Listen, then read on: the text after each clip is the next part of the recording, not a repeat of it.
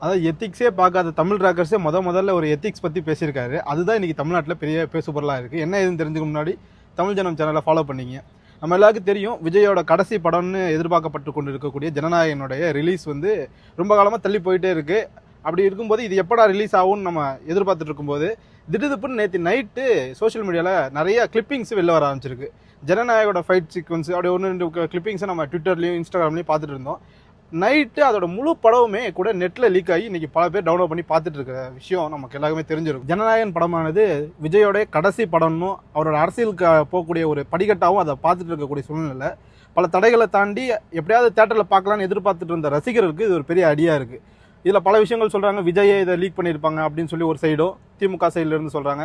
ஒருவேளை திமுக இதை வேணும்னே வெளியிட்டிருக்கு இப்படி சொல்கிறாங்க. பல பேர் இது பல விதமாக சொன்னாலும் உண்மையாகவே இந்த கஷ்டமானது தயாரிப்பு நிறுவனத்துக்கு தான். ஏன்னா பல பேருடைய உழைப்பு, பல கோடிகளுடைய பொருள் செலவில் எடுக்கப்பட்ட இந்த படத்தை எல்லாம் தேட்டரில் பார்க்குறது தான் ரொம்ப நல்ல விஷயம். ஆனாட்டி இந்த மாதிரி வரக்கூடிய விஷயத்தை புறக்கணிச்சுட்டு என்னதான் இருந்தாலும் அது ஒருத்தருடைய உழைப்பு, அந்த உழைப்புக்கான அங்கீகாரம் கிடைக்கணுங்கிறது தான் தமிழ் ஜனத்தோட எண்ணமும் கூட. ஆனாட்டி இந்த மாதிரி வரக்கூடிய விஷயங்களை தவிர்த்துருங்க. அது என்னைக்கு வந்தாலும் அதை தேட்டரில் பாருங்கள். அதுதான் ஒரு நல்ல தயாரிப்பாளர் நிறுவனத்துக்கும் லாபத்தை ஈட்டி கொடுக்குங்கிறத சொல்லிக்கிறோம்.